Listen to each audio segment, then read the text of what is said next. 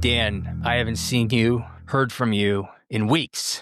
I thought you were dead. I was. Whoa, what happened? They stuffed me in a trash bag and threw me out of the White House window.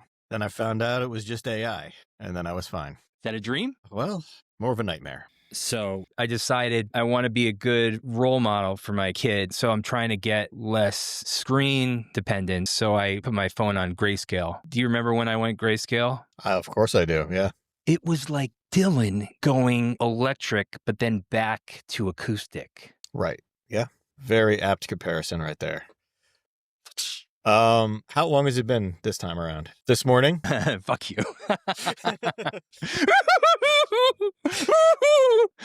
A couple days. The last time I did it for quite a long time, Dan. I was wondering why you were black and white in my device. Yeah. Your whole world is like Dorothy in Kansas. Yes, you go back to Kansas. The phone has no power anymore. It sucks. I like cringe when I see it. And then when I change it, it's just like Technicolor comes out. I remember trying to sell you on the grayscale and I was just like, oh, I feel so much better. I can breathe fresh air. Dan, it's so great. And you're like, oh yeah, that sounds wonderful. That sounds really good. And I'm like, you want to do it with me? And what did you say, Dan? Fuck no.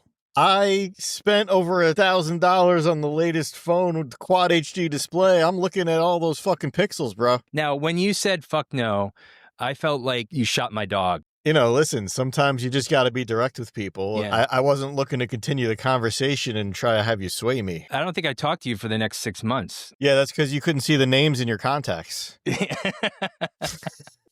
I felt so alone.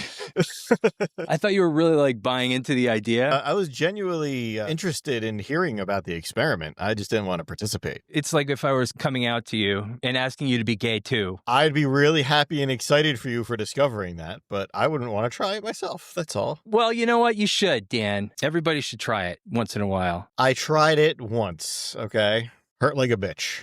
It is sort of like one of those things when you talk about it, it's like talking to a person who has a problem with alcohol. Oh, you got to try not drinking. And they're like, yeah. And then you are like, well, are you going to do it? Fuck no. I'm not stopping drinking. I don't even feel the difference. I guess that's kind of true because the phone can be an addiction itself. So I found out schools are now banning phones. You have to put it in a bag because kids have a real hard time letting go of their phone. It's like their comfort blanket. It's their little blankie. It's pathetic. Yeah. You guys are pathetic, you fucking kids. Get off your phones. Smartphones were a real lifesaver for me. I'm a very socially awkward guy, so just to have something to look down at and pretend you're doing something when you're in public, it's a lifesaver.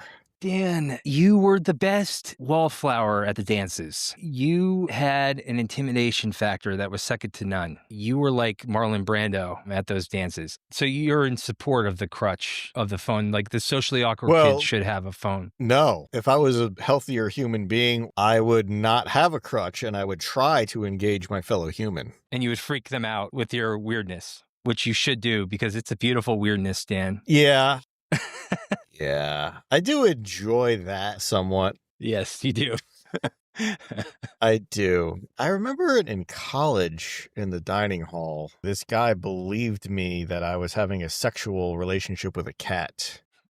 And he started to lose his mind. I never know if this guy's serious or not. I don't know what's going on. Is this guy actually having sex with a cat? Yeah. You know how much I'm enjoying it by my face stays as serious as possible and I stick with the bit until I die. Basically did this bit when we were in second grade, too, when I first met you with your cats and your fucking dog, Pepper. I didn't have Pepper in second grade. Oh, good point. Fact check. Got me. That dog wouldn't shut up. Speaking of like social interactions and dealing with people and small talk, I like thinking about the alpha dynamic when people interact with each other. When you clearly know that somebody is trying to dominate you a little bit, like when a guy goes to shake your hand and then squeezes the shit out of it, right? I have always had a very hard time taking people seriously that take themselves too seriously. Yeah. It just shows me deep down how really insecure they are. Do you think that it should be a requirement that men show their penises to other dudes before every handshake? Do you know what the best thing that ever happened to me was? Seeing other penises? Exactly. Communal showers, Dan. Communal showers were the best thing that ever happened to me. Communal showers saved my life. You're naked as the day that you were born. It equalized everyone. I'm very serious about this one. I went away to boarding school my junior year, and I found out that the only way that I could take a shower was to go into the basement, and there were a row of gym showers. I don't think I've ever been so stressed out in my life. But one day, somebody asked me, hey, bro, you want to go take a shower? What the hell? I need a friend. And we would just be naked. Things just kind of went swimmingly from there. Became a bro time activity. Made showers fun again. I've never done it. Could we live podcast Communal Shower with Matt and Dan? Listen, first of all, have I ever met this person that said, hey, bro, you want to go take a shower? No. Okay, because if somebody said, hey, bro, you want to go take a shower, even if it's a communal shower situation, I'm going to be like, no. I understand if you happen to be walking into the shower room with somebody at the same time, but for someone to ask you, hey, you want to join me in taking a shower? Yes, of course I do. And I'll bring the shampoo. See, that's improv. You know, the Me Too movement shut down yes and. I need to open myself up. Is that what Jeff told you? He was grooming me? Let's go take a shower, bro. You need to open yourself up down there. I said no sex jokes. It's interesting that I bring up Jeff because Jeff had a huge dong. It was one of those hang dog dongs. I was like, whoa. I bet you couldn't even fit the whole thing in your mouth. No, I mean, yes, and it was too much. No, it was great. Damn it. I broke my own rule. Oh, motherfucker. You son of a bitch. You tricked me.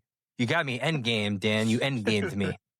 One of my friends who you do know was, do you remember I had a girlfriend before I left for Millbrook? Do you remember I had a girlfriend? Yeah, I can remember like 20 girlfriends you've had. I took something very special of hers that she totally let me.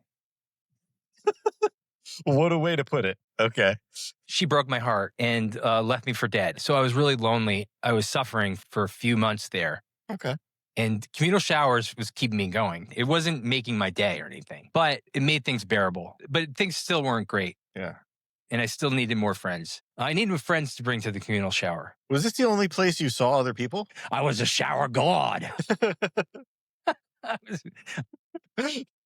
Look at how it gushes. Man, here you all are. All right, shower time. So as great as the showers were, it wasn't going to mend my broken heart when it came to the fact that Maddie needed some therapy. So I reached out to a guy in my dorm who was a peer counselor. Peer counselor's there to give you life advice, free condoms, make sure you don't commit suicide. Right. They were kind of like junior therapists. Mm-hmm. So I went to one of them in my hall and I basically started crying. But he thought I was a psychopath because I had punched the wall a few weeks before, middle of class. So he thought I was a little off, but he did a good job listening. After that good cry, he put me on my way and he goes, I'll check in on you in a little bit. And so there's a sweet spot where you can have your private time when you're in your dorm room by yourself and it's just you and back then a magazine. Or to me, it was my diary. How do I say this in a kid-friendly way? I think you already did. Yes, I was pleasing myself. I'm having a little me time. And then suddenly this junior therapist comes through the door and he says, so how you feeling? And I got my pants down, goddammit. And I'm like, get out. I'm private time. So later that night, I decided to go back into his room and I wanted to apologize. You wanted to apologize for him walking in on you. Yes. Yeah. As I barged in, I caught him in the same precarious position that I had just been in some time before. Oh, man, I bet he was thinking of you. And we both looked at each other and laughed. Oh, and then you took a shower. Yeah, then we took a shower. And this is all true. There wasn't anything sexual, but it well, there was a little. Yeah, there was. You, me, it was like the Spider-Man meme. It's like, bro, you inspired me. Like, this guy's full of good ideas. Do you think this story will work for our podcast? I do. So, Matt. Yes, Dan. Just a few short days ago, you experienced your 1-year wedding anniversary. Yeah. What's it to you? How was that? Have you ever had a wedding anniversary? Yeah, I've been trying to cut back, but... You know what we did? Just guess. You made furious love on top of a mountain. Of course we did. It's a little tough with the baby in tow, but the baby likes it. No, we didn't have sex, Dan, unfortunately. Sorry for you. Sorry for the audience. What we did do, we went to TJ Maxx. That is the anniversary present. Oh, for some Labor Day sales. Yeah, we went to TJ Maxx, and I hate TJ Maxx. Maybe it's because my mom used to leave me in Marshall's and I couldn't find her, and so I would hide in the middle of the clothes racks. Just wondering, I'm never going to see my mom again. It can still happen, so you got to watch out. I think my mom is at TJ Maxx right now. Mom, get out. People go to TJ Maxx who have like big hole in their lives trying to fill something deep and dark inside of them. Yeah. It's like a slot machine. You think you're going to get lucky and find something for $75, and it's still made in China and probably shitty. It's definitely something you got to carve time out for because you got to sift through everything on the rack. Like, oh, I like this, but oh, they only have it in triple XL or medium. Nothing in TJ Maxx is made with love. Do you agree? You're probably right. But is there any place that you can find something made with love? Hunt's Country Furniture. Our next ad buy. Yeah. Didn't you make your basement with love? Yeah. You know, when your grandmother knits you a sweater, isn't that made with love? Yeah. Yeah. What about at a sex shop? Oh, yeah. If you have a well-made sex toy, there's a clear marker of satisfaction that you can get based on how good the orgasm is. They're made for love. I bet a lot of those guys making fleshlights and stuff, I bet they work hard. Yeah, rock hard. Yeah. Yeah. Most of the stuff in home goods, there's no form or function to it. What are you really going to do with this stuff, bro? It's decorative. A lot of cat beds, a lot of cat stuff. Yeah. And then they had like giant cookies, and they're just decorative. Were they cookie jars? Like you could open the top and put cookies into the cookies? No, I tried opening them, and it was impossible. They're like cookie statues. They're cookie statues. What is the purpose? That's to decorate the cookie room. Yeah. I know I bring this guy up exhaustively, but the great Norm Macdonald was talking about going to therapy. You know, he had a gambling addiction. He had a problem with it. And they told him, you know, you're using gambling to avoid life. Right. And Norm Macdonald said, isn't that why you do everything? And the circle gets the square. He also said he was thinking about life. As he sees it, turns out most of life is just looking for and then eating food. Yeah. What am I going to eat? It's that lizard brain thing. Yeah. Well, Dan, we're going up against time here. Do you have any other items that you've been just waiting to get out of your system before we leave? Okay, how about another stupid joke? I always like to tell one of those when we're wrapping things up. Oh, yeah. You've probably heard this one before. It's a real old common joke, but it's on the top of my head, so I'm going to say it. Good. What do you get when you have nuts on a wall? Have nuts on a wall. Walnuts. Okay. We're not done. God, I should have gotten that one. What do you get when you have nuts on your chest? What? Chestnuts. Of course. Yep. What do you get when you have nuts on your chin? I feel so stupid. What? Dick in your mouth. Good job. And well, that was another episode of our Outtakes podcast, right? I don't know if Dan can hear me, but he can hear you, and we hear you. We hear you, and the world's going to hear you soon. The last thing I'll say is I told my son, you know, senior year is really tough. During my senior year, you want to know what happened? What?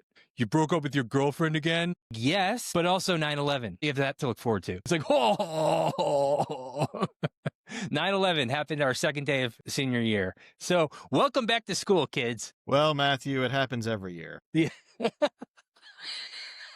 Yeah, some are just more special than the other. All right, Danny, I'm going to say bye to the audience. Bye to the audience.